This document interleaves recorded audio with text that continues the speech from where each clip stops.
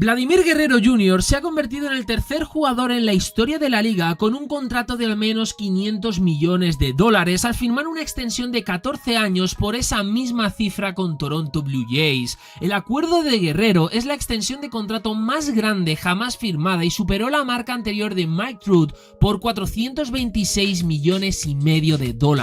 Pero no son demasiados $500 millones para un primera base. Se han excedido Toronto Blue Jays pagando por un jugador que ni siquiera se declaró como agente libre. ¿Han acertado Toronto Blue Jays? ¿Tenían otras opciones o no tenían más remedio que firmar a su máxima estrella? ¿Y qué pasa con Vladimir Guerrero Jr.? ¿Hace bien en quedarse en la que ha sido la franquicia de su vida por lo menos hasta este mismo momento? ¿Esta decisión beneficiará el futuro de Vladimir Guerrero Jr. o le perjudicará teniendo en cuenta a otros equipos que rondaban a este jugador como Seattle Mariners, New York Mets o incluso New York Yankees? La realidad es que Toronto no tenían muchas opciones más allá de Vladimir Guerrero Jr. La pérdida de este jugador, un talento de la cantera y pilar de la franquicia, habría devastado a los Jays. Ahora, al menos el equipo puede construir alrededor de este jugador, ya sea bajo esta directiva o cualquier otra, y la afición de Toronto puede celebrar por el que no se fue. Y sí, seguramente a partir de ahora muchos equipos de la MLB, muchos ejecutivos no pararán de criticar a Toronto Blue Jays por esta decisión, por haber dado $500 millones a un jugador, a un primera base. Pero la realidad es que a nadie les importa si las franquicias actúan con responsabilidad, más o menos. Lo que más importa es retener las caras principales de la franquicia, y Vladimir Guerrero Jr. es el jugador franquicia de Toronto Blue Jays. Este acuerdo lo logra, y con un valor anual promedio de $35,7 millones a lo largo de 14 temporadas, el contrato de Vladimir es posiblemente más lógico que el valor anual promedio de $51 millones de Juan Soto a lo largo de 15 años con los New York Mets. Con Juan Soto, los rivales se dieron prácticamente por vencidos y dijeron: este es Steve Cohen, este es el propietario de los New York Mets, dándole esta cantidad a un jugador como Soto. Rogers Communications, dueño de los Blue Jays, es una empresa con una fuerza financiera similar a la de Steve Cohen.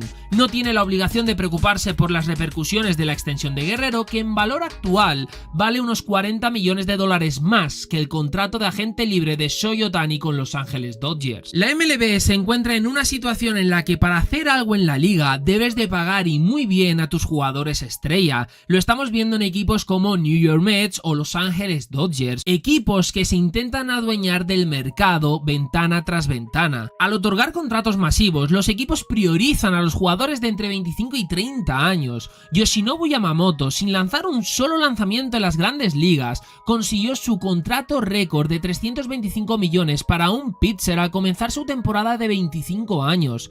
Soto recibió sus $765 millones al comenzar su temporada de 26. El contrato de Guerrero comenzará en 2026, justo con 27 años, y ninguno de esos contratos incluye aplazamientos. Y lo que es evidente es que este contrato de Vladimir Guerrero Jr. con Toronto Blue Jays va a tener efectos negativos para otras franquicias. Equipos como Chicago Cubs ahora mismo se están tirando de los pelos. Jugadores como por ejemplo Kyle Tucker se están frotando las manos. Es 2 años más veterano que Vladimir Guerrero Jr., por lo que obtendrá un contrato en cuanto a años más corto, pero su valor promedio anual, ¿cuánto puede ser? ¿40 millones de dólares? Podemos estar hablando de un contrato de 12 temporadas por valor de $42 millones cada temporada, es decir, un total de $504 millones.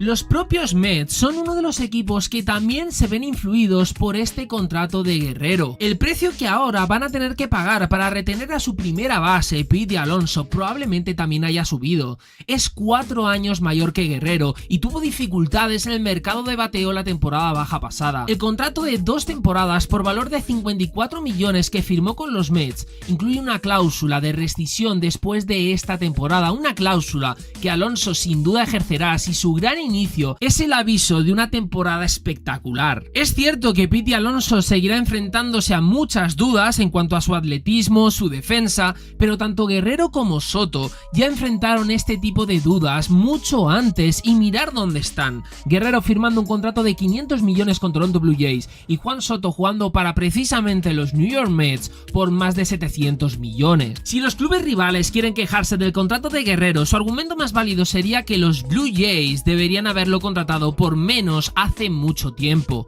Los Jays tuvieron numerosas oportunidades de hacerlo, sobre todo después de que San Diego Padres le otorgaran a Fernando Tatis Jr. una extensión de 14 temporadas por valor de 340 millones en febrero de 2021. Y con el contrato de Soto se encontraron en un callejón sin salida, un problema generado por ellos mismos para el que no tenían respuesta. Este contrato de Guerrero no es más loco que el que firmó Alex Rodríguez en el 2000 con Texas Rangers por valor de 252 millones de dólares, o la extensión de 325 millones de Giancarlo Stanton con los Miami Marlins, y la renovación de 426 millones y medio de Mike Trout con los Los Angeles Angels. Ninguno de esos contratos ha envejecido bien, por supuesto, muchos otros tampoco, para bien o para mal. Ese es el precio de hacer negocios, pero el sistema actual no se mantendrá intacto sin luchar, sin pagar. La realidad de los Blue Jays es esta, dura, pero es la realidad. Toronto como equipo necesitaba renovar a Vladimir Guerrero Jr., no tenían de otra, porque si no, se arriesgaban a perderlo a coste cero. Le han firmado este contrato, pero deportivamente hablando no es fructífero. Toronto a partir de ahora es un equipo al que le va a costar encontrar el equilibrio. De hecho, es muy complicado que salgan ganando con este contrato en cuanto a valor en el campo. Guerrero es un gran bateador, pero es un primera base diestro que ofrece poco valor defensivo, posicional o de corrido de bases. Si Guerrero decae un poco antes o más rápido de lo esperado, el nombre de Albert Pujols surgirá varias veces. Es cierto que todo se reduce a cómo se ven estas cosas y qué se valora, pero es verdad que Toronto Blue Jays parece estar en una situación complicada. Lo estaba antes de la renovación y lo está incluso renovando a Guerrero. Dicho de otra manera, si nos ponemos en la piel del general manager de Blue Jays, por un lado te sigues quedando corto de agentes libres estrella y por el otro el número de jugadores será escaso durante los próximos inviernos en la agencia libre. La próxima gran estrella pinta que va a ser Gunnar Henderson, el jugador de Baltimore Orioles, y este podría salir al mercado en el invierno de 2028. Por esta razón está claro por qué Blue Jays hizo este acuerdo y no es necesariamente lo mismo pensar que es un gran negocio.